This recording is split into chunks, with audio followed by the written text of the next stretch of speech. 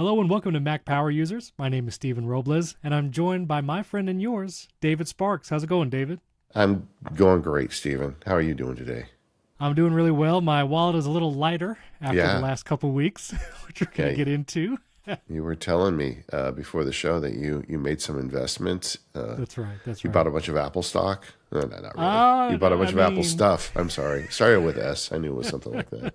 yeah, I mean, it is definitely Apple valuables for sure. And so, Yeah. So we're gonna go but over that today. Talk yeah, we're going about to it. go over that. You have some interesting changes to your setup, which we will probably get to in the more power users. And I'll just Yeah. say now, more power users, for those who support the show, David sent me a picture before we recorded with a large addition to his desk. And so I'll just tease that. We'll get Yeah. into My it later. screen got a right ear. Let's just leave it there.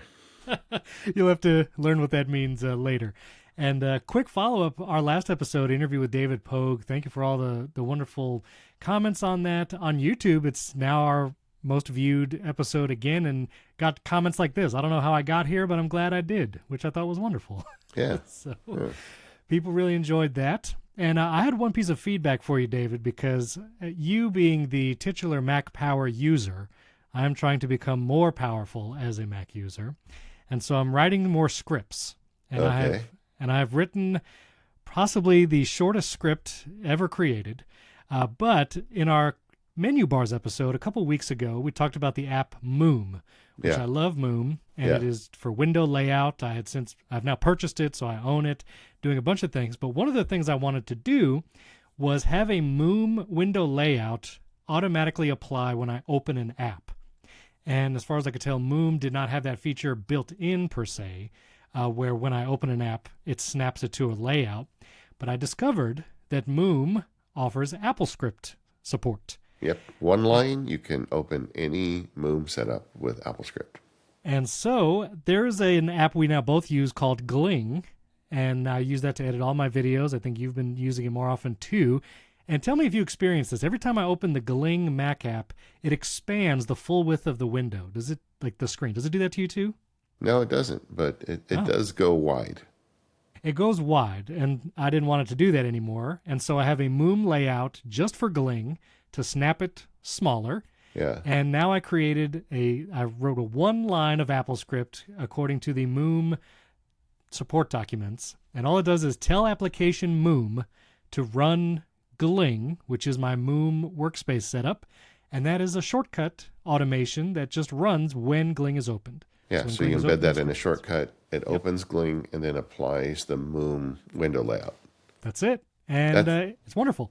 Steven, you're getting there, buddy. I feel like the one of the unsung pieces of Moom is that one line AppleScript you can write. I have so many what I call setup scripts in Keyboard Maestro, which are the same thing essentially. Instead of doing it as a shortcut, I'm doing it as a Keyboard Maestro script. But I hit caps lock plus S. That's my hyper key for setups. And then if I hit MP, it puts up Mac Power Users. It puts you in the right window, me in the right space.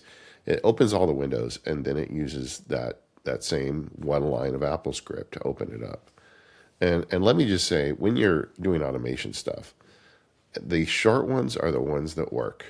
So you're good. When you've got one that's just one line or two lines, you can rely on that thing for decades. Whereas opposed, if you get more complex, then you become a debugger and someone who has to constantly fiddle with it, and then you give up on it. But the short ones are the winners. I feel like that with shortcuts too, honestly. For sure. And one of the things we're going to get into later is automations that work with Finder. And I'm creating a bunch more using Hazel and Claude helping me write script. I'll ask it for AppleScript, and then I post it on Mastodon. Look, Claude wrote me some AppleScript. And John Syracuse pointed out, actually, it's running a shell script inside that AppleScript. I was like, oh, Yeah. shoot. Yeah. So, you got to be careful Yeah. with seeing what you're doing. But we'll get into some Finder automations later.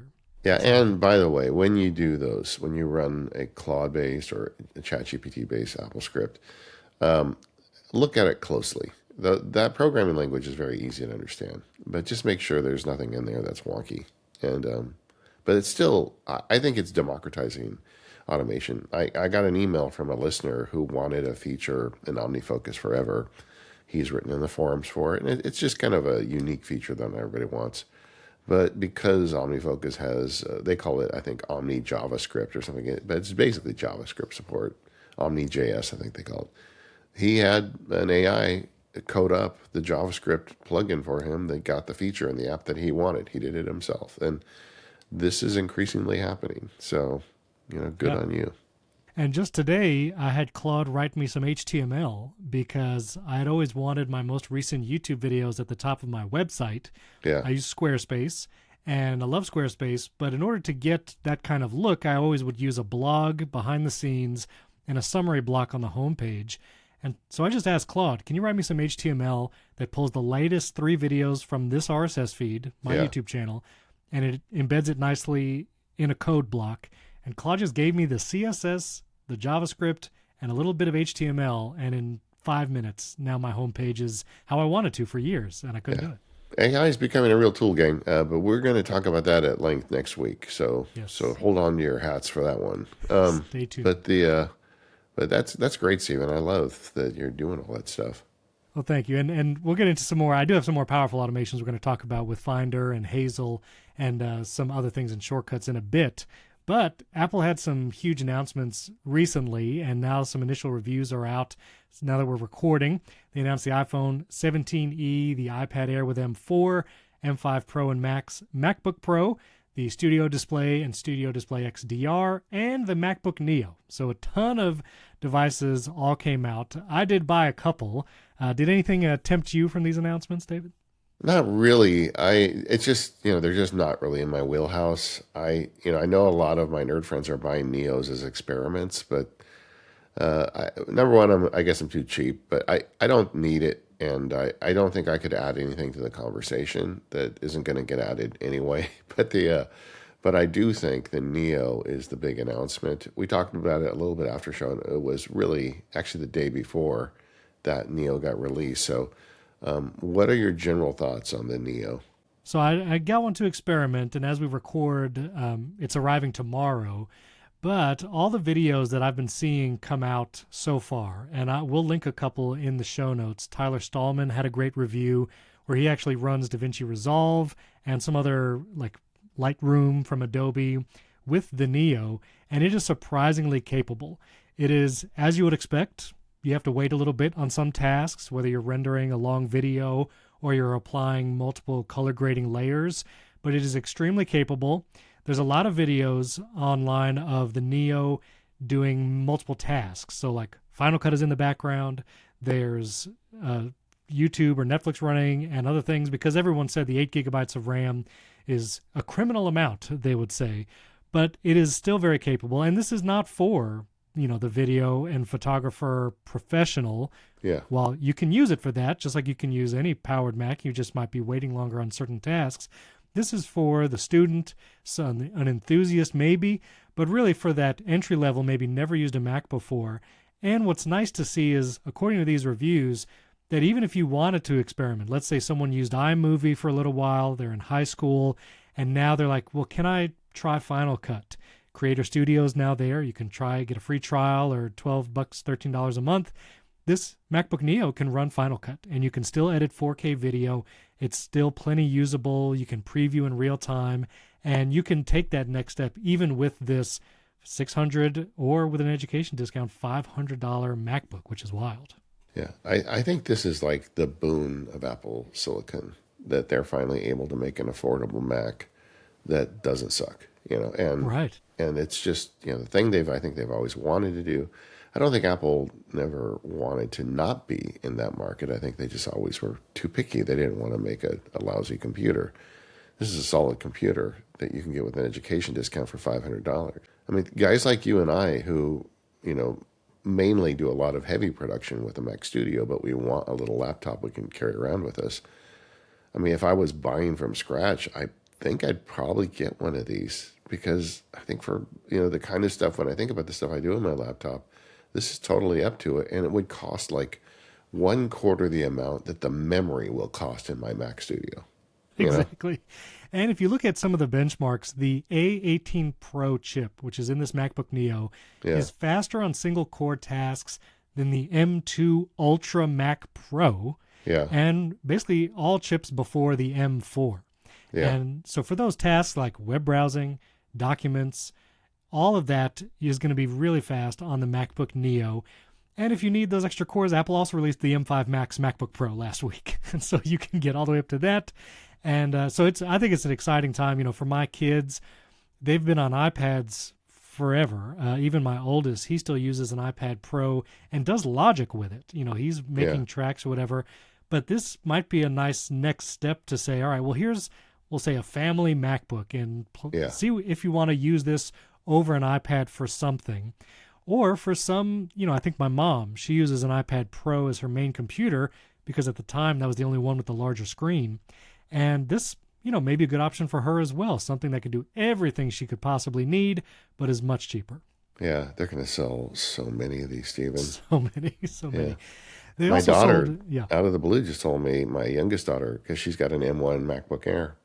She's like, I'm going to buy one. I'm like, okay. Yeah. Yeah. And I was using my M4 MacBook Air the other day, which I love my MacBook Air for when I travel. I edit my videos on that or just working out on the patio. But I'm curious to see, maybe the MacBook Neo, it is a different footprint than the MacBook Air. It's slightly smaller footprint, but slightly thicker. So see how that compares, just carrying it around and using it. The screen is not going to be as nice as a MacBook Air. It doesn't have the P3 like the Air, but I'm just curious what it feels like in day-to-day use. Yeah, well, so you're going to have it next week on the feedback episode, or actually in 2 weeks we have a feedback episode. By then, we'll be able to get the full Robles review of it and get your opinions. I'm looking forward to that. Yeah, thank you. You also get my review of the Studio Display XDR, which arrives tomorrow as we record. Yeah, that's exciting. So your current display is just a Studio Display? Regular Studio Display, and I'm upgrading to the new XDR one. Yeah. And you're gonna keep both on your desk, or just the new one? Probably just the one. So I did some experimenting to figure out if I can use this Studio Display as my multi-view for my A10 Mini Pro switcher. Yeah. And I actually bought multiple cables that are like HDMI to DisplayPort and DisplayPort adapters. Unfortunately, I could not get any of these to work. I could not get an HDMI signal into my Studio Display from my Blackmagic A10 Mini Pro. So I don't know what I'm going to do. I might sell it. I don't know. We'll see. If somebody in the audience knows, in the back of my mind, there was a product that they used to make that gamers would buy for exactly that. That was pretty reliable. And I don't know offhand what it's called.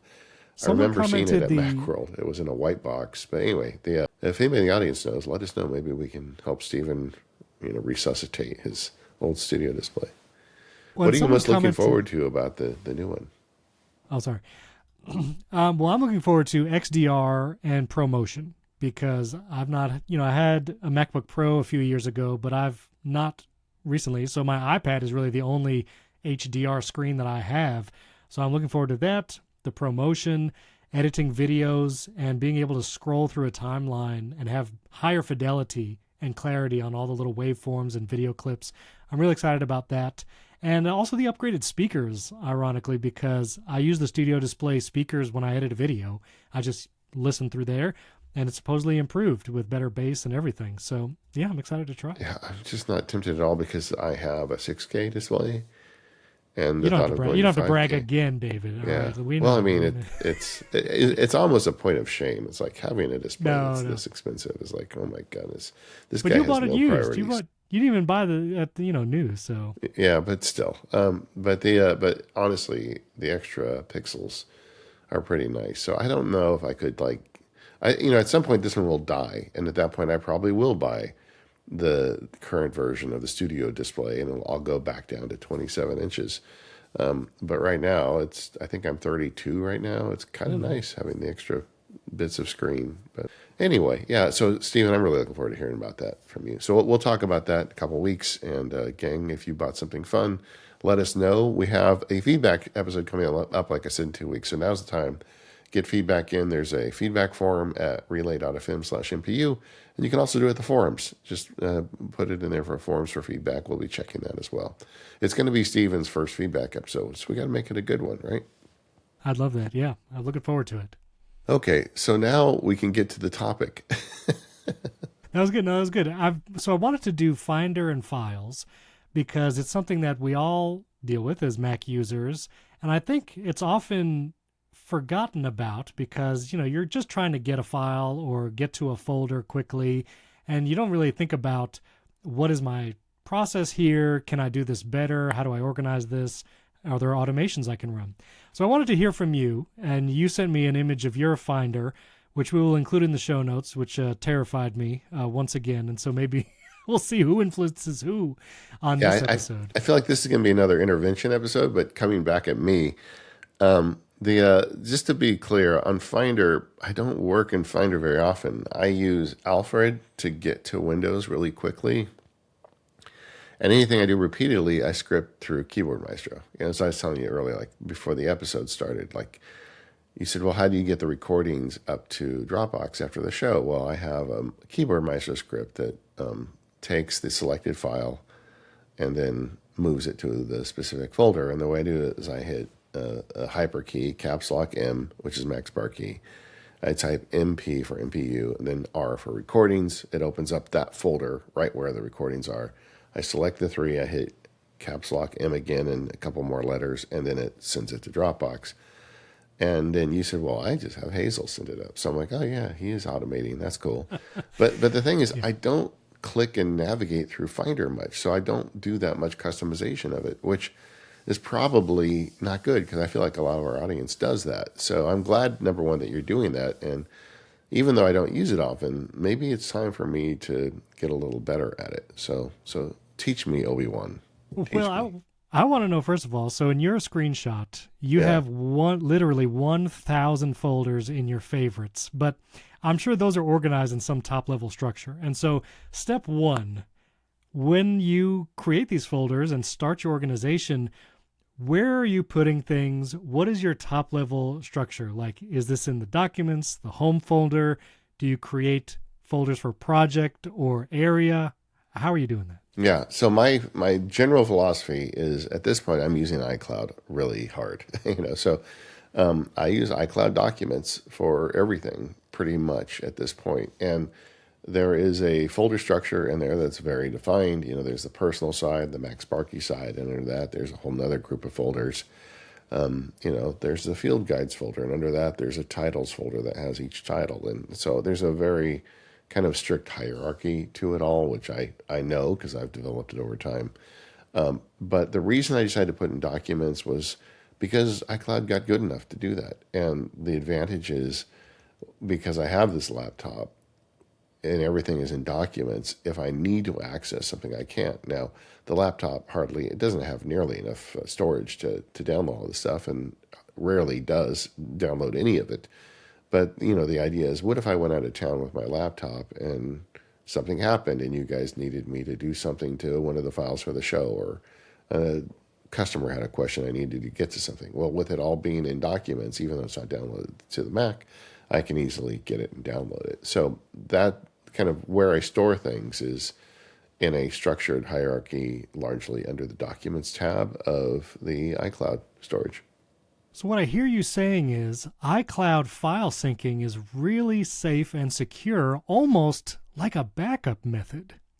No, I don't. It's not a backup method. It's a way for me to access it.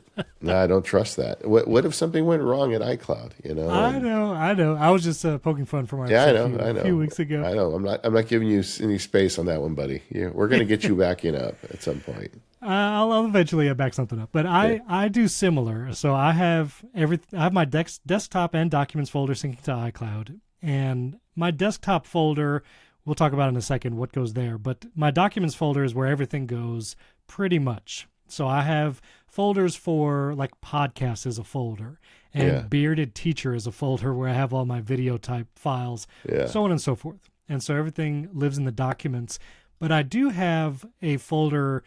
I put these folders in the movies folder of my Mac because that doesn't sync to iCloud. And these are files I actually don't want syncing anywhere because they're large and I deal with them immediately.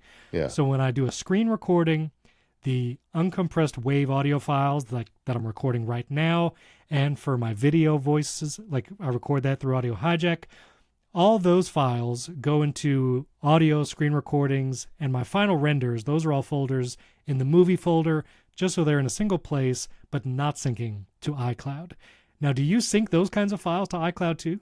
No, the way I handle that when I do production is I actually use the desktop for that, and then I use Clean Shot X to hide everything on the desktop when I'm actually recording.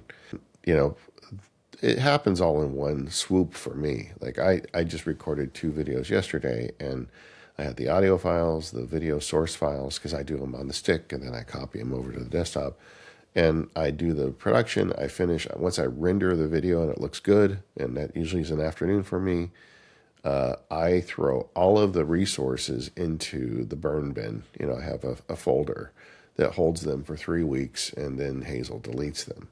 I don't keep any of the resource files because it's just too much. And for people at home listening, when you make a video for YouTube or the MacSparky Labs, even though the final video may be, you know, a couple 100 MB, you're going to have, you know, 7 GB of resources you're using for that. And so if I kept all of that stuff, which I've never found I needed more than 3 weeks later, then I would have to, you know, pony up even more money for storage, which I'm not willing to do. But does your desktop sync to iCloud? No. How do you have your documents folder syncing but not desktop? Do you choose you know in what? the system settings? I think it does sync to iCloud. I just don't. There's nothing on it when I'm done with the session. I only ask because in the past, like years ago, I haven't done this for a long time. I preferred not to record directly to a syncing folder, like if I was doing a screen recording, because sometimes it would try to start syncing during recording and it would break a file. Because partial of it uploaded or it couldn't finish. And, you know, if you're doing WAV and other file types, they can handle that kind of partial syncing a little better. But do you never run into that kind of syncing? No, I've never seen that. I think I am syncing desktop files, but it's a very temporary thing. Like when I do production, I'm only at the Mac Studio. Right. And when I finish the session, I throw them all out into the burn bag. So I can't recall ever seeing something show up on my laptop desktop. But I don't, you know. But that's just because there's nothing left here. I'll have to test that. Now you've got me curious. But yeah, it's never been an issue. The way I record the big file, the video file, is I record straight to card, and then I copy it to the desktop from the card. Nice, another advantage of the Mac Studio. You got a little slot in the front. You just pop it in and off you go. But I've never had a file corruption problem. Now you got me freaked out though. But and then the way I record the audio is I use Audio Hijack, and then I just do a clap at the beginning and I sync them in the video. And that's never been a problem. That's right. It's curious because one thing about iCloud Drive, I wish there were more granular controls like selective folder syncing or being able to remove a bunch of folders that have been downloaded locally all at once. And sometimes you can right-click a folder and say remove download, but sometimes you have to download everything in that folder in order to get that option in Finder, or you have to use like weird terminal commands, which aren't always reliable. So now, do you have Dropbox also syncing to your Mac? Yeah, I do. But I use Dropbox less, you know, over time. As I've become to rely on iCloud more, I've moved more out of Dropbox. But there's several people that I work with, like for instance, this show with our editor. We sync everything through Dropbox, and I've got other things I do that require me to send stuff to Dropbox. But I'm not a Dropbox power user at this point. And I can understand why people would say, well, why not just use Dropbox for everything? And, you know, just as Steven said, iCloud isn't granular enough. And like the way it keeps things local is not reliable. Like Obsidian Vaults is a problem I'm dealing with right now with something I'm working on where people try to run their Obsidian Vault in iCloud, and it's not reliable. It says it's downloaded, but it's not downloaded. So the app goes to look at a file that's not there. And so there are things where they aren't there. In fact, Obsidian is a good example. I keep Obsidian on my root drive, and I use Obsidian's sync engine, and they sync it for me, which is double encrypted, by the way. It's kind of nice. They use my own password. They don't know what's in there. And then it unencrypts on my local machine on the other side when it downloads, and it keeps that stuff off the cloud. But that's a rare exception. DEVOnTech is another one where I do that. Interesting. You don't have to do that with DEVOnTech. I'm kind of just going off on a tangent there. But it's really interesting right now, the state of cloud stuff. I mean, iCloud was not reliable when it started. I think it's good enough now. I've been using it this way with the documents folder for years, never had a problem. And I pay for a Dropbox account as well, and I use it because it's still much better at sharing a file via a link. Yeah. With iCloud Drive, you can supposedly share a file. You have to choose like the collaborate option, make the link public. But even then, I find, especially people who are not Apple users, will have trouble accessing the file or don't know what to do with it. So I use Dropbox, but I actually don't sync it to my Mac at all. I just use Dropbox as a web app, and I'll upload things to it and share files that way, but I don't have it syncing. Yeah, I could probably get away with that. And I do the same thing. I have two sharing folders in Dropbox. One, again, is a permanent share. And like if it's something that I need to share often, I will keep it there, and then I'll save the link in Text Expander or a Keyboard Maestro script or something so I can automatically send that out. And then I have, again, a burn bag in Dropbox where if I share something with somebody and I don't want it to be there forever, I put it in that folder and Hazel monitors it, and after 3 weeks deletes it. Yeah, I'm excited to talk about Hazel in a minute because I have some automations I'm going to share with you. But before we get to all that, a couple other questions. Tags versus folders. Do you use tags at all on the Mac? I want to be a tag user so badly, Stephen, and I have tried in the past. I kind of built, when I was a practicing lawyer, a tag system, and then Apple completely broke it on iPad. Like it just got terrible, and I gave up on it. In fact, so much so I was at WWC one year when Apple employee walked up to me and says, "We fixed tags. Are you happy?" Because I'd been complaining about it so much on the show. But yeah, I want to be a tag person. I really am not. I use them for a status indicator now more than anything else. Like things I need to do something to, it's a temporary status. I can use it, attach a tag to it, and then assemble them easily for that. But in terms of organization, I just use folders. Yeah, I've tried tags. I have one tag that I call podcasts, and I basically tagged like MPU, primary technology, those folders. This way, wherever they are in the folder structure, I can go to that tag and see them in one place. But I find the tags which sync to your other Apple devices, so like you can go to the Files app on your iPad and see your tags, I find them to be very slow. Sometimes I'll tap a tag and have to wait several seconds for anything to appear in the list, almost like it has to search every time I tap on a tag. So I typically avoid the tags and just stick to folders, personally. Yeah, me too. And all right, so on the folders, how deep do your folders go? Are you like a 7-layer deep guy, or are you what's your philosophy there? I probably create too many folders, maybe, but I'm like a every year is a folder guy. Okay, you're the year guy. Okay, Yeah, so all like in right. primary technology, I have like PTS episodes, primary tech show episodes, Yeah. and then I have 2026, 2025, 2024, Yeah, and then in each year I have episode number. Now, I've only been doing Mac Power Users for 2026, so I'm not sure. Maybe I'll create a year folder next year, maybe not. But I typically go that granular. So like primary technology, top folder, then I'll have folders like documents, whatever, graphic assets, and then episodes, and then year, and then individual episode folders. So that's a lot of hierarchy. yeah, yeah. I don't go that deep because I honestly just don't use the folders to get there. I mean, kind of getting back to my weirdness is there's a trick in the Alfred app where you hit a space bar at the beginning of an Alfred query, and then it searches folders and files. So anytime I need to get to a folder, I just invoke Alfred, hit spacebar, type the name of the folder, or Right. even just a few letters from the name of the folder, and it just gets me there. And so having the years underneath it, to me, add friction. Because like if I wanted to find MPU 2022, and I was doing years and I typed 2022, that would get a bunch of different 2022 folders in different subfolders. It would actually confuse the search. Whereas if I just go to NPU, it just goes to that folder and I can scroll through or find what I want, or even just I'll type the episode number because it's a file name, and that'll get me there. I get there very fast with Alfred, so I just don't find myself like mousing through Finder much. So my issue, I use Spotlight. Yeah. And I have for a long time. And I heard Jason Snell, I think on the talk show a couple of weeks ago, he has gone back to using Spotlight by default as well. Yeah, I can see that. It's really good now.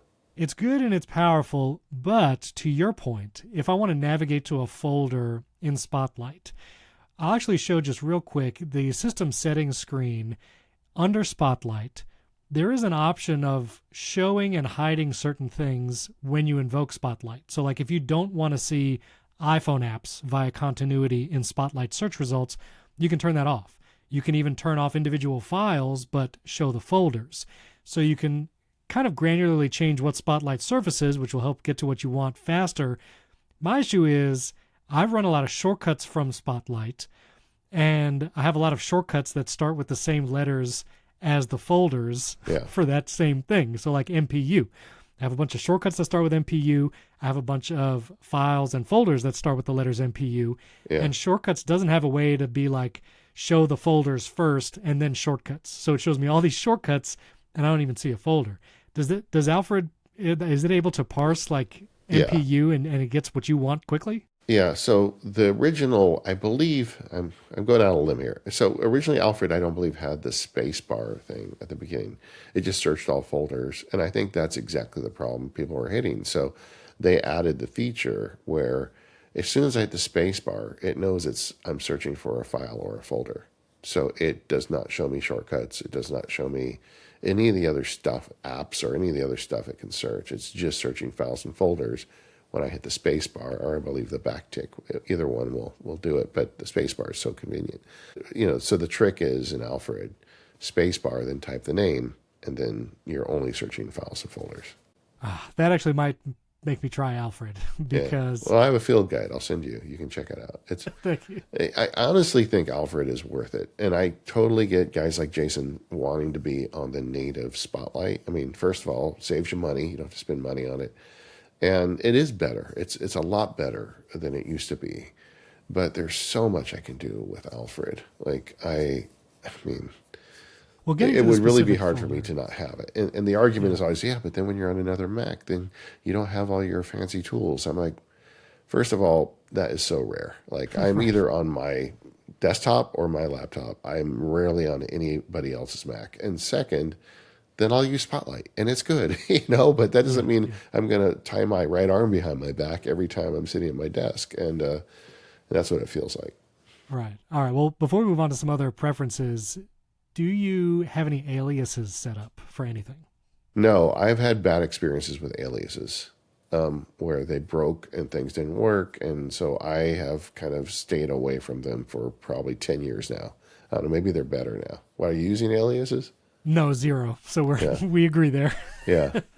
No alias. And if you didn't, I'm sure the listeners know, but alias, you can like create an icon that goes to a folder or application, but it's not the actual storage location. So creating an alias on your desktop for a folder that's deep in the documents, but I don't do any of that. Yeah, I think that in that way there be dragons. Just be careful.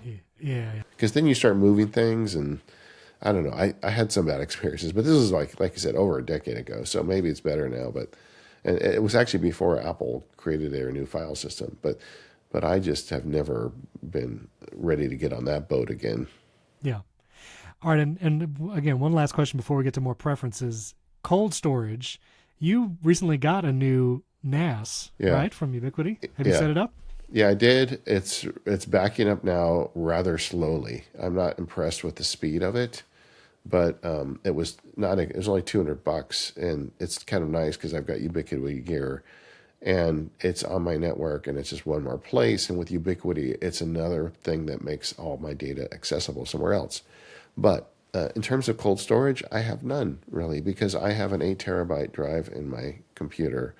My total data profile right now is 7 terabytes. Okay.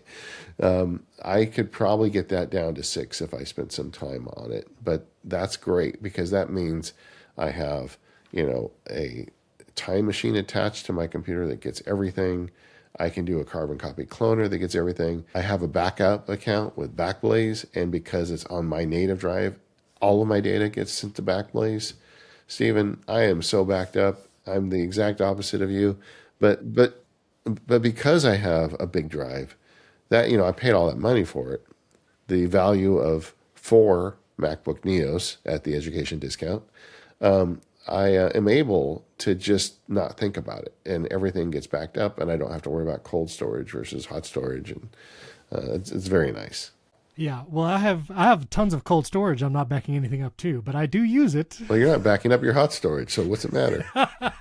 Exactly. Is hot storage a thing? I never even I thought just about made that. it up, but I like it. I like it. Hot storage and cold storage. It makes total sense to me. All right. Yeah, I save my video, my final renders for all my video content. I save to my network attached storage, as well as my Plex server, and things like my live streams that I do more in my community now. I'm saving those live stream files to my network attached storage. Those don't sit on my Mac. Yeah. Uh, But but even like to me, the meetups we do in the labs, we render that out to a video at some point, and all the source stuff gets trashed. I mean, I know people like, Marquez Brownlee and people who are like really high end have like terabytes and terabytes of, network storage and all these resource files. And people like that are very effective at going back and pulling B-roll out of them and things. I don't do any of that. I just, once it's done, I make a video, and I've been doing the MacSparky Labs for 3.5 years, and I've never needed any of it. To the extent I need it, I could actually go to the rendered video and take a piece of that. But right. I just don't need any of the resources. And that was an early decision I made that I have not regretted.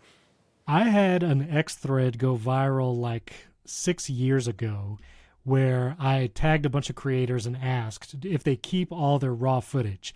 And everyone from MKBHD to Hank Green to all these people replied. And far and away, most of them, including MKBHD, do not keep their raw files. Yeah. They keep the final renders. And if there's like an interview with a big name that they've done that they may want to refer to in the future, they'll keep those raw files. Yeah. But everything else goes away and they just keep the final render. And I don't know if it was Quinn from Snazzy Labs or somebody made some crazy like petabyte server to keep all the raw footage, but like it's untenable after a while. Like you just can't do it. And you're going to use your best clips in your final video anyway. So if you keep that final render, you got the best stuff. Lightning round in the middle of the episode right here, just to hear your preferences. I know you've already said it before, but column, list, or icon view in Finder by default? I like column best, but I also often go to list because I need to sort it by some format. But column's my favorite. List is my my get out of jail free card. Icon is great for organizing documents, make them big. Yeah, I do column view by default. I'll even sort in column view if I need to. So I leave it as columns. On your desktop, do you have any hard disks or external network disks that show up on the desktop? Or? None of that stuff. The only thing that shows up is my card. I don't remember SD. how I set it up ages ago, but if I put in an external card, like a camera card, that's just a quick way to get to the storage, kind of getting back to video production. And it reminds me that it's still connected to my Mac. I need to put it back in the camera. But in general, I like to keep a real minimal desktop.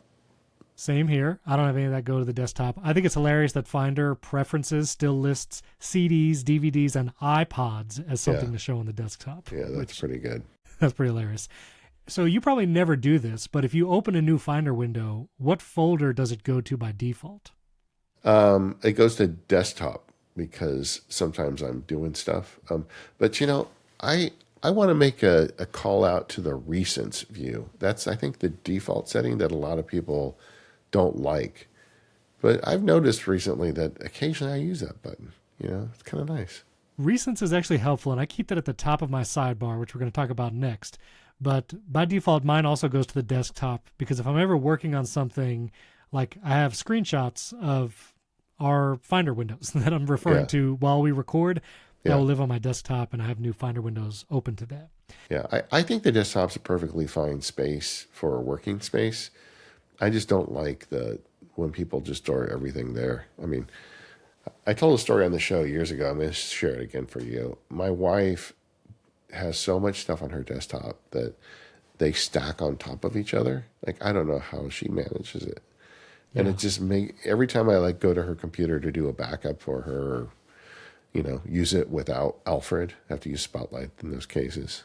But it just drives me nuts. And I remember once I thought, look, I can't. So I made a folder on her desktop that said Daisy's desktop icons or something, Daisy's desktop. Yeah. And I just moved everything into that folder. And then cognitively I could breathe, it was just like, I just needed that. And I think my intention was to leave it there for her, to make it better for her. Like, guys, Don't ever do this to your wife.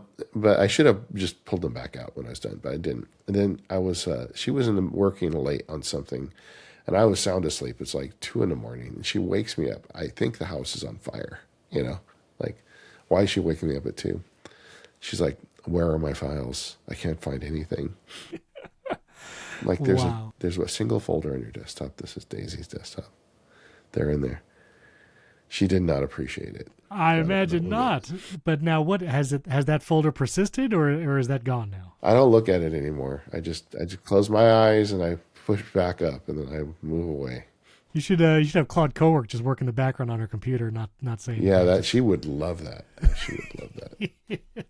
All right. Well, when it comes to preferences, the Finder sidebar on the left, I use this all the time, and I'll share my screenshot. We'll link David's in the show notes as well. But my Finder left sidebar, I use the favorites because I'm not on that Alfred train as far as launching folders from there. And so I have desktop, movies, documents, applications in my favorites. And then I have Primary Tech, Bearded Teacher, which is all my video stuff. I have a daily recordings folder, which I use for like daily podcast stuff, MPU episodes, and then downloads. And those are my favorites. I try to keep those pretty minimal. I don't even know if I need applications in there per se, but I think I jump in there every once in a while.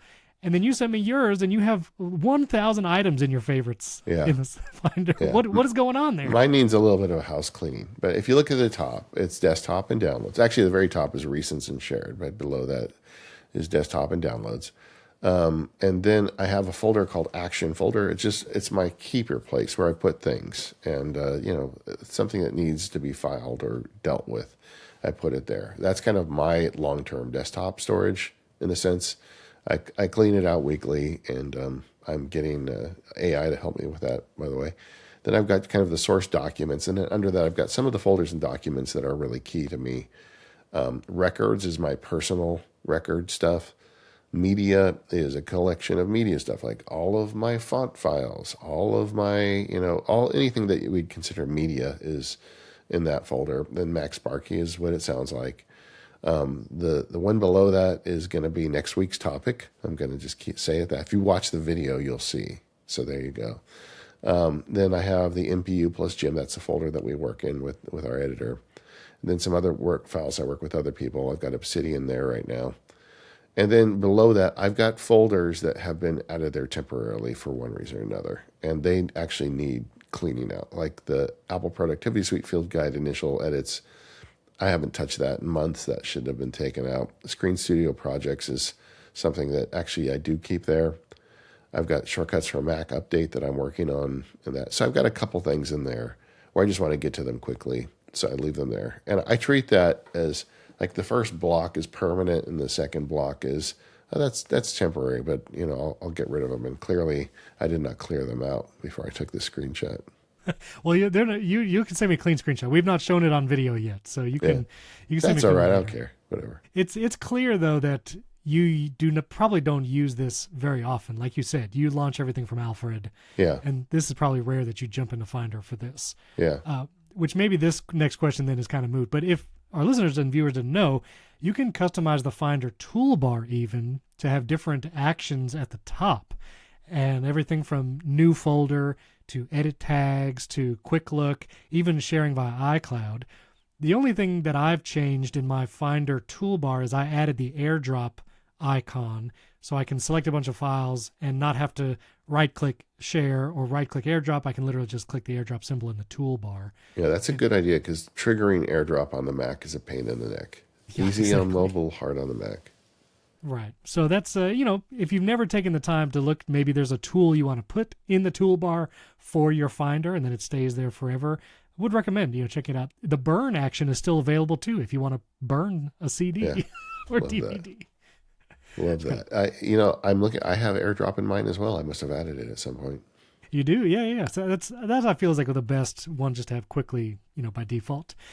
Now, opening by default, you can change now even on iPad and iPhone, but you can dictate certain applications to open certain files. And so obviously we won't go through every file type, but is there anything that you set as maybe it's MP3s or waves where you set always open with X app Are Yeah. there any that you want to make sure you have set up? Yeah, Markdown should always open in Drafts for me.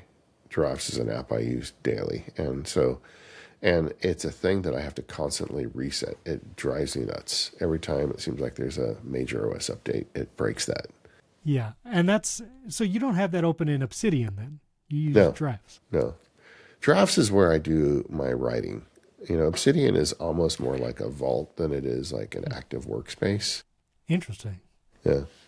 Okay. And I was just a quick follow-up. I tried Obsidian for 5 minutes. Yeah, I can see. I think most people hate it.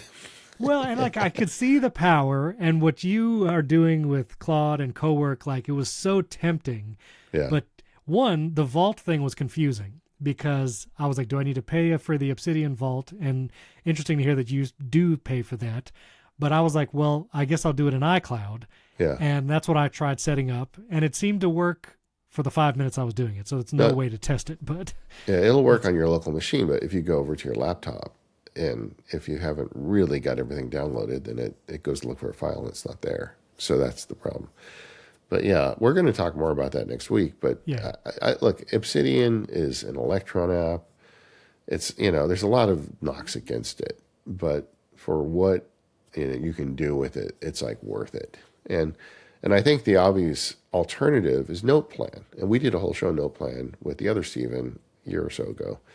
It is a great app. And it is also just a folder full of Markdown files, but it's a native app. So a lot of people find that as kind of the Goldilocks point, is like between Obsidian and something local. So there's another alternative for you. You should check out NotePlan at some point. But it's a thing. And but then you got to manage your files. Like this is the one thing that I keep off of iCloud because of that problem. I keep it in the local drive.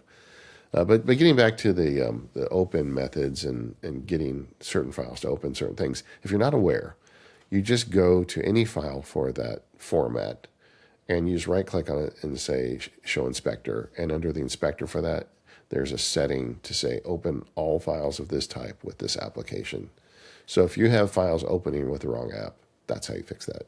But be warned, it seems like whenever Apple does a major update, I think it resets those defaults. And then you have to go do it again.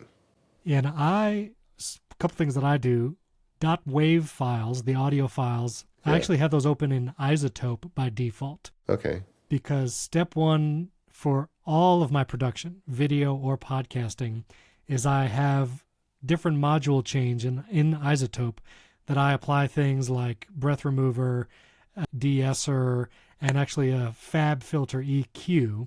And so I just, by default, open waves in Isotope, apply those, export a wave, and then I import it into Final Cut or wherever I'm going to be editing.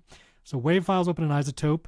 MP3s, by default, they open in Music, which bugs the heck out of me because as a podcaster, you deal with a lot of MP3s. And if you click one, it's like, oh, now it's in your music library forever. Yeah. It's like I have Squarespace ads in my music library because I double click something. Yeah. Exactly. So I change all those to QuickTime. This way I can just preview it and I don't have to open it in Music. And what David was saying, setting the default app, there's a little change all button too. So if you want all MP3 files to always open in an app, make sure you click change all and it will apply to any file with that extension going forward. So do all that. Yeah.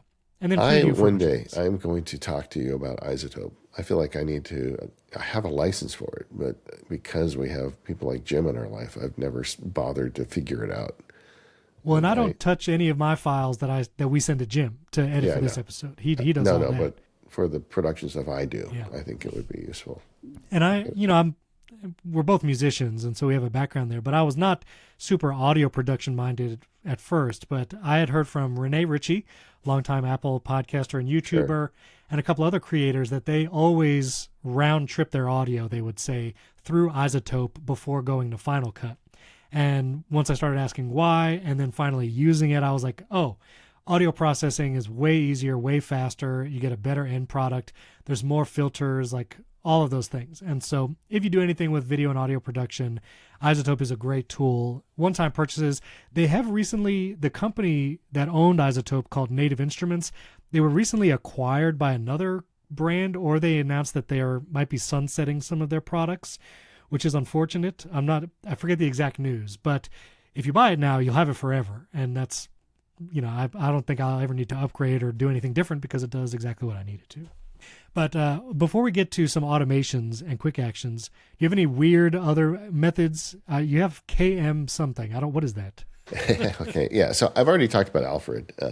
I open files largely with Alfred and the spacebar, but I also have automated the ones I go to the most often with Keyboard Maestro and what they call conflict palettes. And we talked about this in the Keyboard Maestro show pre-Robles days. But you can set a conflict palette in Keyboard Maestro. You combine the caps lock key plus any key, and then it can give you a menu, basically, that it generates dynamically.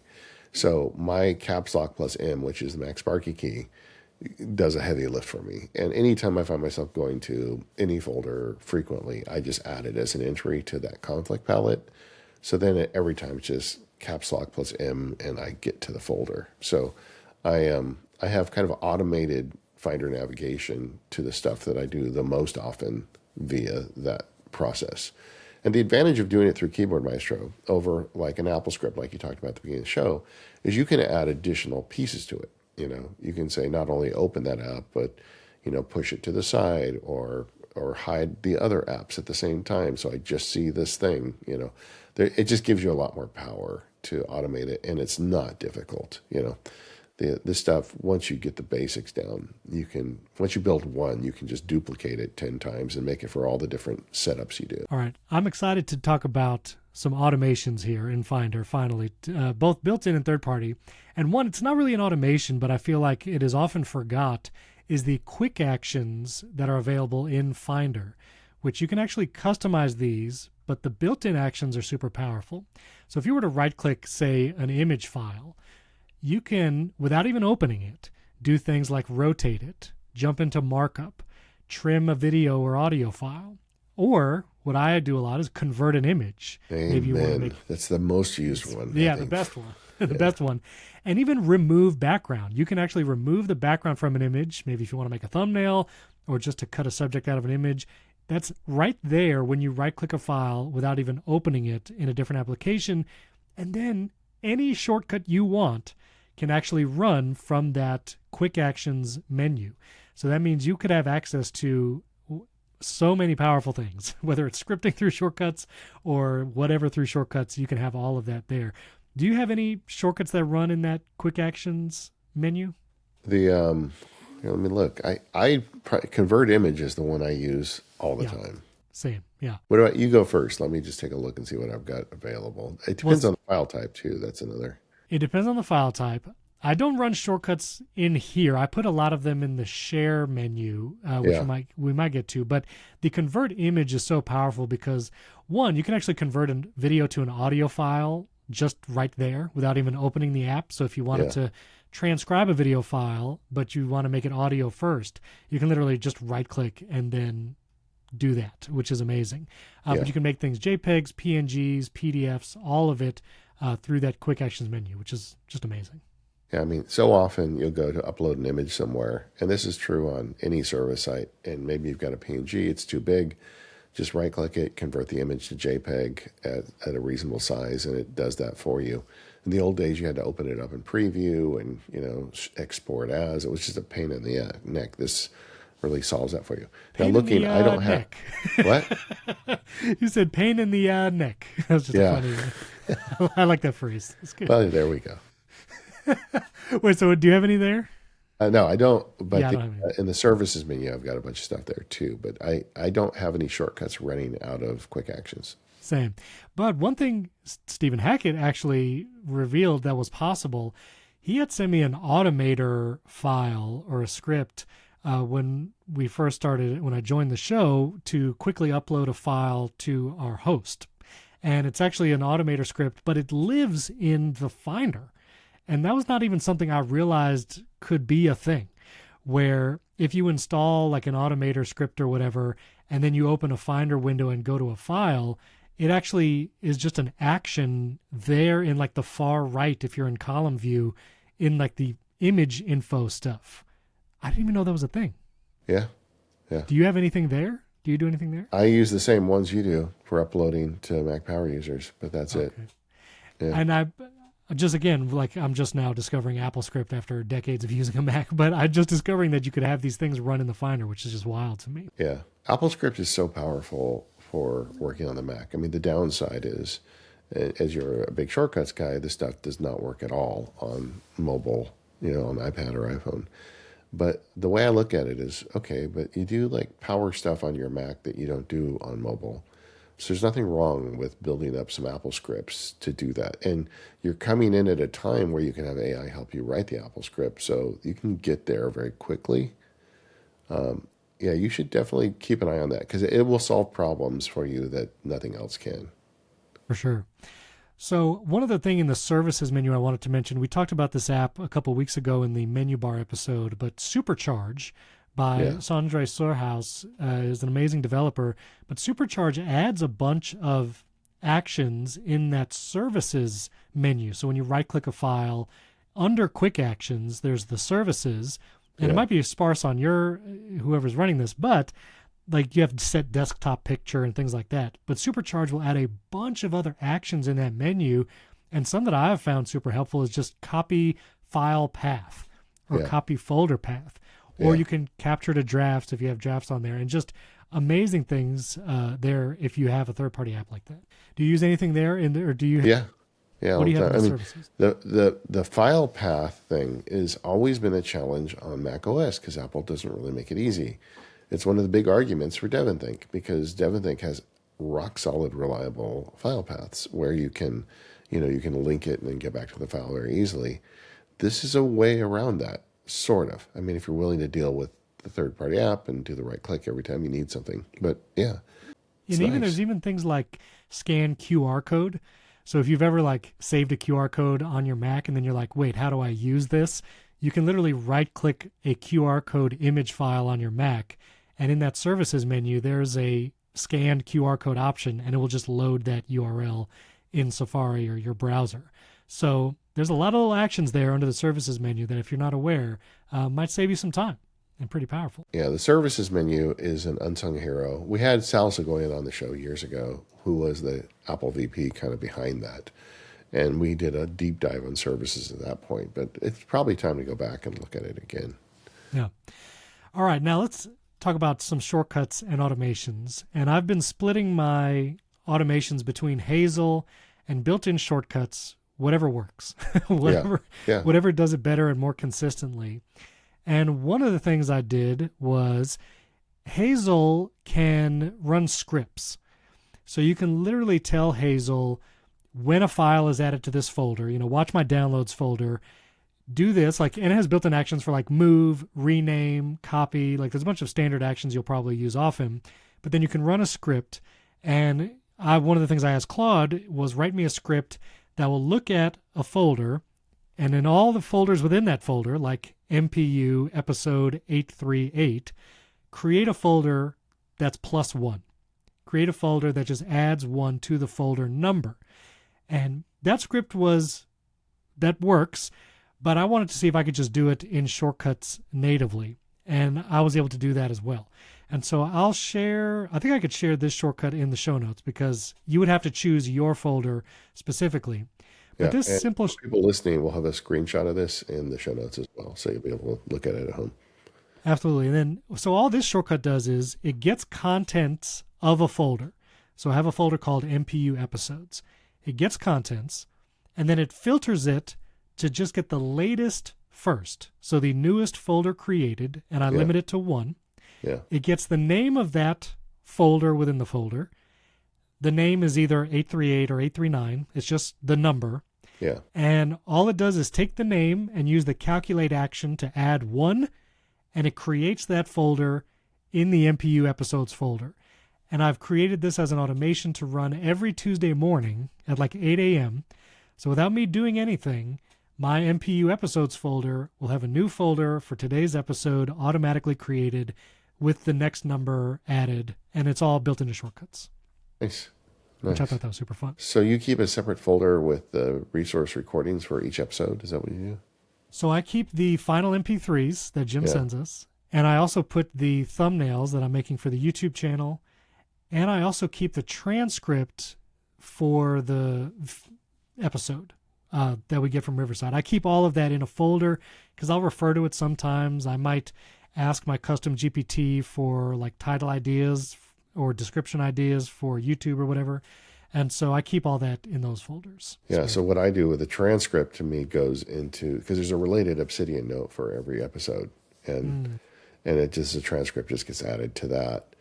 But the actual resources go into the burn bag like everything else, because 3 weeks later the show will be published, so it won't matter. The only thing I keep is a root folder with all the episodes in it. So it's a little different. But yeah, now, but you're also using Alfred, right, to send the files up to the Dropbox, right?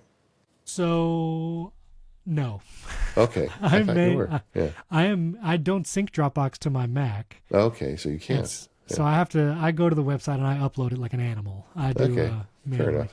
But Yeah. I'm going to see if there's some kind of API or scripting I can do, if I can run that with a shortcut. I don't know if it's possible, but I bet there is. Is there a way to FTP into Dropbox? I don't know. There must be. Maybe. I'm gonna try it. That'll be a follow up for a future episode. I'm gonna try to do that. Save that for the feedback episode. Then let me know how you did it, because now you've got me thinking about taking Dropbox off my computer. That's all I'm saying. Yeah, if I can figure that out, that would be huge.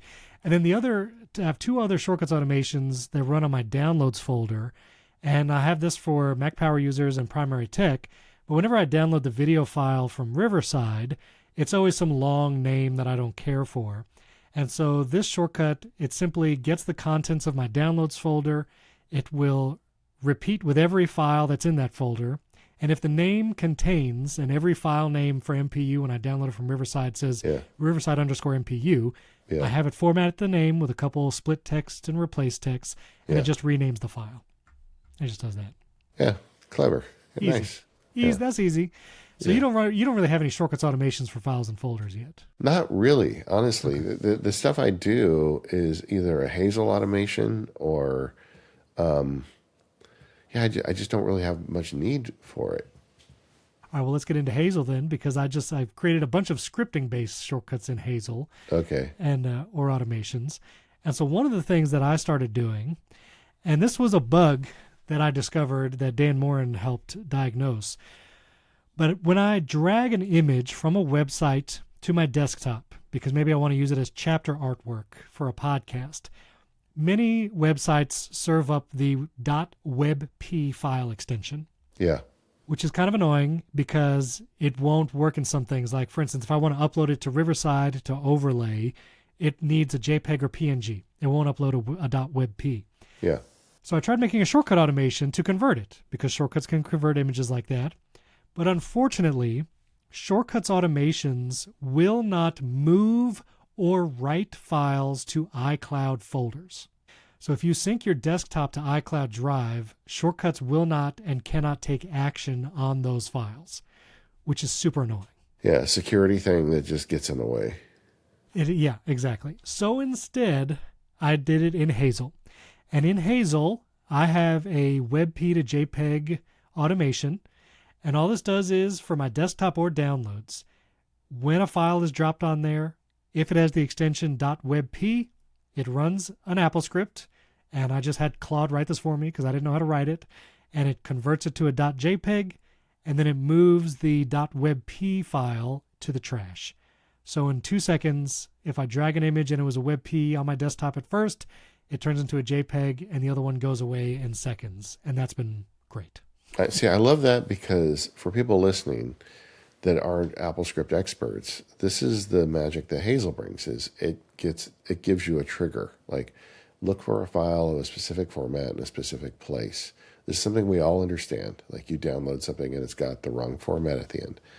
And then he used an AI-generated AppleScript that he trusted, and then it runs the AppleScript on it. So that is a very powerful automation that anybody could do with just a little bit of investigation. And I think that's something that we all need to be aware of now, because that's all available to us. And the commercial tools like Hazel, Keyboard Maestro, Shortcuts, that gives you the structure to hang those things on.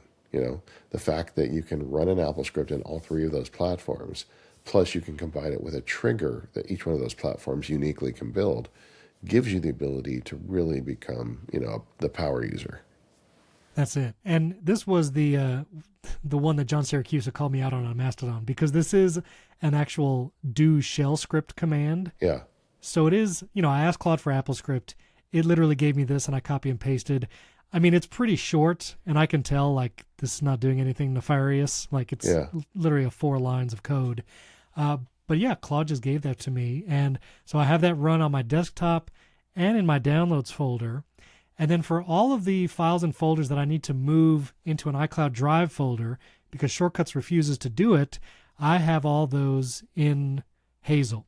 Yeah. And one of the things that I discovered, like I was talking about before, for large video files, like if I download my Shortcuts Weekly live stream to my downloads folder, it takes about 30 seconds to download. Well, Hazel is so fast, it will try to start moving the file before it finishes download. As soon as it sees the name, it starts. Yes. Yeah, as soon as it sees the name. But thankfully, Hazel, and I just discovered Hazel has a pause action. Yeah. And so what I've done is I told it to pause on that moving the files automation for 5 minutes, which is way more than it will ever take to download that file. And then it can run my rename and move commands with no problem. So having that pause for different sizes files, if you're downloading big video files, plus all the other actions available in Hazel, which I'll put a screenshot for this in the show notes as well, but if you're watching on YouTube, you could see lots of different actions here, from running a shortcut, running an AppleScript, a JavaScript automator, but also the pause, and you can even display a notification if you want to see when Hazel's doing something. I love Hazel.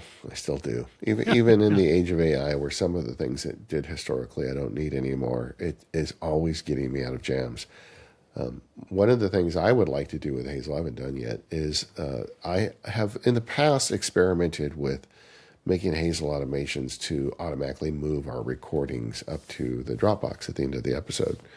But the problem is, what if sometimes we hit the record button more than once as we're testing things before the show starts, and then I don't want to like flood the editor with a bunch of irrelevant recordings. But the more I think about it, I could write a script that would check the size, or give me some kind of feedback if I saw more than one copy to let me kind of choose. But there's no reason why I can't automate that move with Hazel as opposed to using Keyboard Maestro to, keyboard my way through moving it. And that's actually, and size is even a built-in Hazel condition. Condition, yeah. So you can do, name, extension, date created, all of that, including size, tags. So maybe if you do want to use tags for things, you can tell Hazel to do things. But I'm curious with some of your automations, but some of the other ones I set up, you keep mentioning a burn bag. Yeah. And I was like, okay, I could do a burn bag, or maybe I'll just create an automation for all the folders that I use. And so what I did was, for my screen recordings, for the folder where all my raw audio recordings go in, basically it will look at those folders, and if the date created is not in the last 2 weeks, and it's not a folder, meaning it's a nested folder, just move that file to the trash. And I have that running on my screen recordings, my audio, all of it. And now I don't have 1,000 files that I'm manually having to delete every week, which is great. Yeah, same concept. One of the reasons I like to have a separate one is sometimes I have uses for it. When we did the menu bar episode, I talked about drop zone, and that the burn bag is a permanent installment in my drop zone. So I just feel like sometimes I find something that I want to deal with, and like the other piece of it for me is, I said my production stuff goes on the desktop. Well, I will mouse it into the burn bag using drop zone. I don't want to leave it on my desktop for 2 weeks. I just want it out. But that's another way to do it. Any other Hazel automations that you have running in the background that, I don't know, listeners and viewers might benefit from? Yeah, I mean, processing Zoom recordings when they come down. I've got one that goes through and separates them because I send some to different people. Sorting, the classic example is your downloads in your desktop folder, having rules to organize stuff you put there. If you put a lot of stuff on your desktop, I think Hazel's good for that. The other one a lot of people do is filing, automatic filing. So you put a file in, like I have that action folder I talked about earlier. Historically, Hazel would look at it and try and look at the contents of it and then rename the file based on the contents. But that problem has been solved in a better way with Claude Cowork. We're going to talk about that next week. But Hazel was the historic means to do that. Or you could say like files have a specific format or name that you get when you download. Like you were talking about the Riverside recordings, always saying Riverside underscore MPU. Well, maybe your bank statement says Wells Fargo underscore statement or something. So you can give Hazel a rule that gets that, renames it, moves it to the appropriate folder for you to store it. And then you don't have to do it yourself. This kind of grew out of, in the old days, I used to talk at the American Bar Association, had a thing called Tech Show. And you walk around the floor there and people sell this like $10,000 software to law firms to like organize and file for them. And it's just insane. Like you got to send your staff to a 5-day training seminar, and it's just nuts how much money people would spend on this problem. And I realized that with like a $40 Hazel license, I could just do it, you know? So I did they asked me to give a talk on filing, and it was with a vendor from one of these big $10,000 companies. And he was up there talking about it. And then I stood up and said, okay, this is what I do with Hazel, you know? And after the thing, my co-speaker was so angry with me because everybody in the audience just went and bought Hazel. And then, but it's just a very powerful app. And the other thing I love about Hazel, I just got to say, Paul, the guy behind it, single developer, does nothing but work on Hazel and make it better. They've always got updates coming out, and I love supporting small developers. And man, does he do a good job with that app. Yeah, and Hazel, yes, it's amazing value, first of all. Like just to buy new is like $42. It's a one-time purchase, no subscription. And, you know, every once in a while they might have like a new update and he gets discount pricing. And it is incredible. So the link obviously will be in the show notes. And, you know, I really just for the longest time, I really loved Hazel for its app sweep feature, where if you downloaded an app from something else besides the App Store and you wanted to delete that app from the applications folder, Hazel has a setting where if you go to the Hazel preferences and go to trash, one, you could have it delete files in the trash that have been older than a certain amount of time, so it can help clear your trash for you. You can also tell it to keep your trash under a certain size. So if you want it to be only a gigabyte and no more, it will delete files so it prevents it. But it has enable app sweep and enable multi-user sweep. So when you delete that weird app, let's say you want to delete Zoom for some reason, or you want to delete, I don't know, what other app you might have tried, you can, when you delete it from your applications folder, Hazel is going to pop up and say, hey, we found all these other files and folders that are related to that app. The application support in your library, do you want to delete those as well? And my answer is always yes to all. Get rid of it all. And Hazel is just incredible for that. So, and I'd really only had it for that. And I think one other automation, I just had basically those two features alone made Hazel worth it for me. But now just in the last couple of weeks, doing more with scripting, having Claude help me, and doing more with renaming and moving files, discovering that pause command, Hazel has become a critical piece of my Finder workflow. I'm going to give you something that I want you to think about. Boy, okay. Hazel is also a remote control app for your Mac. All right, hear me out. Wait a minute. You can trigger Hazel with a text file that changes. You can write a text file that changes on your phone. Hazel will script an AppleScript once it sees that text file change.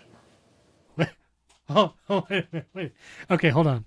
So you're saying I put like a plain text file somewhere on my Mac. Yeah. I tell Hazel to watch it. Yeah. And then it will read changes to that file? Let's say that text file changes to launch the missiles, and then Hazel sees that. And then Hazel has all the power to launch shortcuts, to AppleScript, all the power it has. And you can just write a little shortcut. You're very capable of that, to write a text file somewhere that it can read, put it on your Dropbox, put it in the iCloud, wherever it's looking. As soon as that contents of that text file change, then your Mac launches into whatever you want it to do. Okay. Now, I remember Federico Viticci at Mac Stories a while ago doing some kind of crazy, getting his iPad to activate his Mac remotely, but it was super complicated. This sounds way powerful for how easy it is to set up. Yeah. Do you do this? Do you have I have done it in concept, but I don't find a use for it. But I have a lot of listeners or readers that have. I taught it when I did the Hazel field guide, and I have a lot of people that picked up on. I don't really find a use for it Well, personally, because but I use screens to remote into my Mac Yeah. periodically. But if for some reason there was a power outage or something happened where my Mac restarted and screens didn't open for some reason, technically, I imagine I could send a command and have Hazel run a shortcut that opens the screens app. Yes, you could. Absolutely. It's a one-line AppleScript.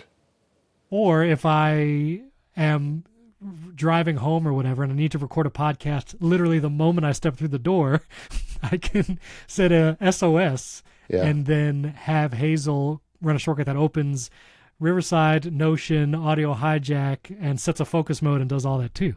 Well, Stephen, I just rolled that hand grenade in your life. I want to hear back on the feedback show what you're doing with it. You have blown my mind once again. We're only 3 episodes. I don't know how many episodes we're doing. It feels like we've done 100 episodes with the amount of stuff I've bought and had to work. Yeah. So Welcome to the Mac Power users. What? I can't even talk straight. What would you use to edit that text? You would say Obsidian, probably, right? You would use I would just use any app that can write a text file. I would probably just write it in the shortcut. Just text, save file. Wow. Well, my afternoon's gone. All right, that's good. That is good to know. That is, wow. Yeah, you don't need an app. Just make a text file and save it. You can save it with a shortcut to that location. Just teach Hazel to look at that folder, and if a new file shows up in there that contains the word yes, then let it roll. Goodness. I'm going to create so many shortcuts with funny little phrases to just have my Mac do things. Yeah. Yeah, I will report back. That is okay. Well, because I do so much from my phone, honestly. Yeah, I know. That's why you're so into shortcuts. That's why I'm so into shortcuts. But there are just some things that I have to wait to get back to my Mac to do, even if it's something simple as use Downy to do something. Which, we can't talk about. We've already talked about how we can't talk about Downy like it's Fight Club or whatever. Yeah. But I can run Downy and run things that. Okay. Anyway, we'll get to that. Yeah. Okay. Right. Well, 2 now weeks that till the feedback, but I want to hear what you're doing with it. Yeah. Now I have to mentally recover from that. So tell me, you put a bunch of apps in here as you want to do in our Notion of apps that I don't recognize as Finder alternatives. Did you buy them all? I was spending too much money on my Studio Display XDR, so I did not. But tell me about, what are these Finder alternatives? I feel like we can't talk about Finder without talking about Finder alternatives. And there's some really good ones out there. Pathfinder is kind of the grandfather here, the one everybody goes to. It's got some great features. Like one of the things it has a built-in shelf, which is really nice. I get that same feature using DropZone, but Pathfinder, we have a lot of listeners that are listening to this episode, just looking at us going, "You Philistines, we use Pathfinder. It's so much better. What are you even talking about the Finder about?" So that one's out there. Less intense than Pathfinder is Forklift, and rising on the scene is Bloom. Everybody's talking about Bloom that wants these Finder alternatives, but I feel like Bloom and Forklift are a little less intense, but they do give you more features. I actually have a license for Forklift. I get it through my SetApp subscription, and I use that as my FTP finder because it's so good at handling FTP connections that anytime I need a FTP something, I just have them all set up in Forklift, and I go in there to do that.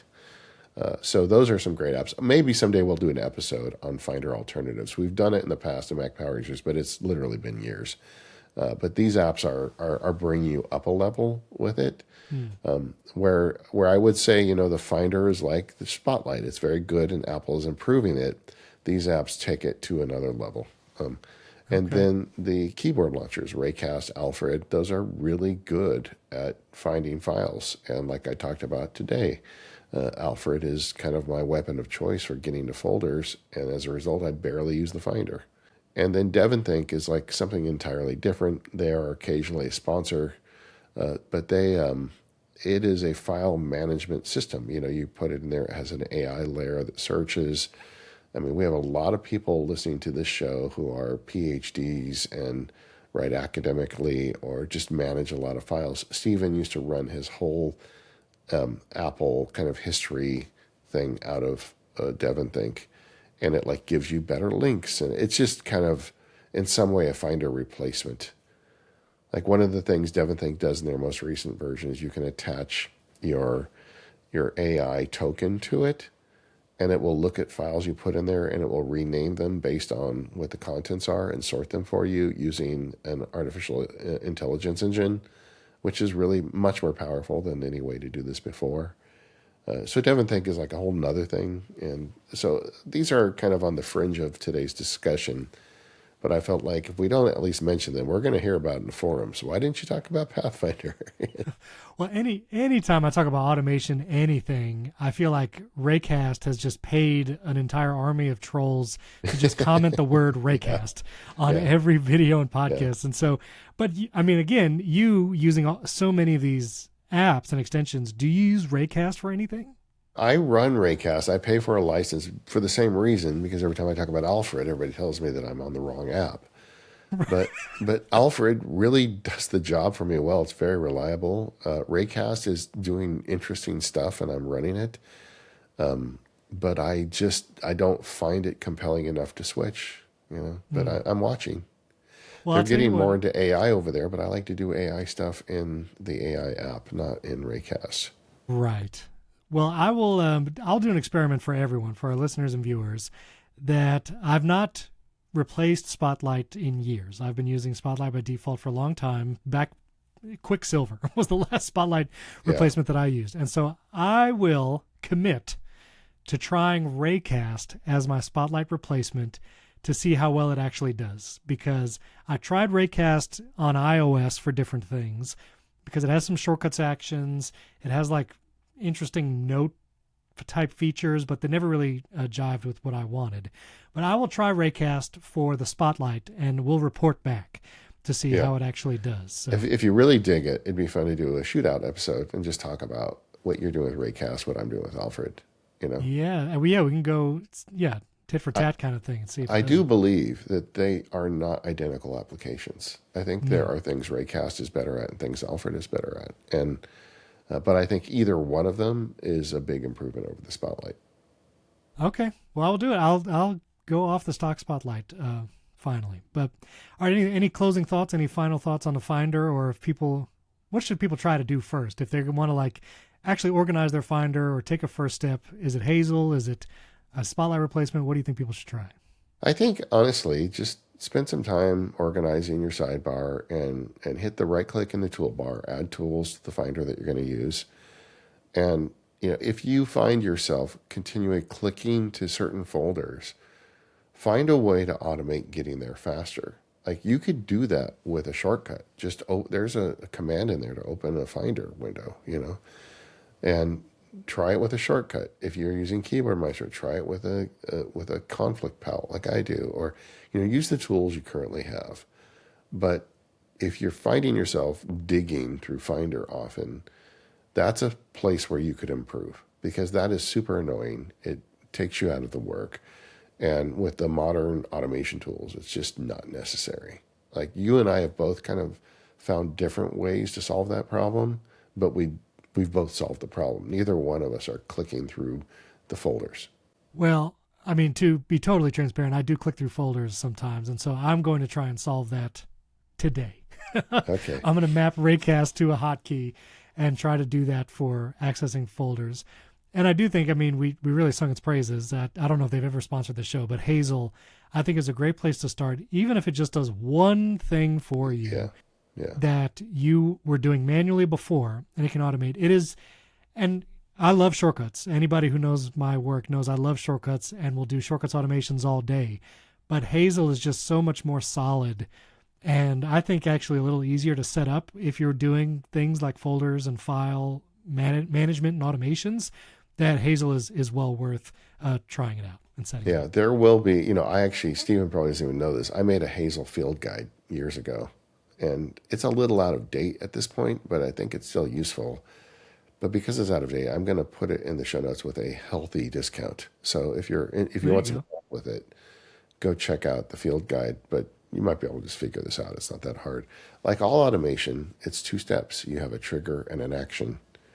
And the thing that makes Hazel great is the trigger can be a file being in a place, or a file having a certain extension on it, or anything like that. So that it's the file management automation tool. I feel like I've thought of 5 different shirts from this episode. I don't know how often you do merch, David, but I think it'd be kind of fun. It's been years since we did merch, Stephen. Trigger action. I feel like that's it. That's the core. You know what I mean? That's all automation, a trigger and an action. All right. Well, I'm still getting to know our audience, but if there's anyone out there that does the merch design, I don't know, maybe make some fan art. I don't know. Yeah. See what cool. happens. See what That'd happens. Cool.